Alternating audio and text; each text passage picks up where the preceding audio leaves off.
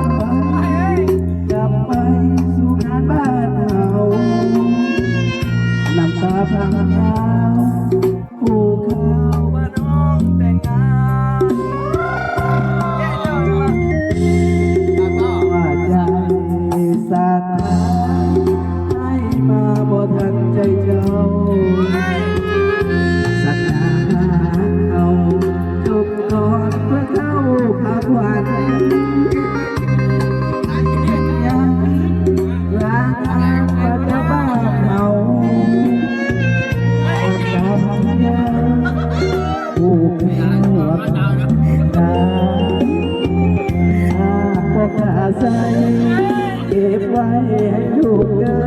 นบัดเจ้าใหญ่มาบอกว่าของท่านมอบให้ได้แต่ฉันคือให้เสียความตั้งใจ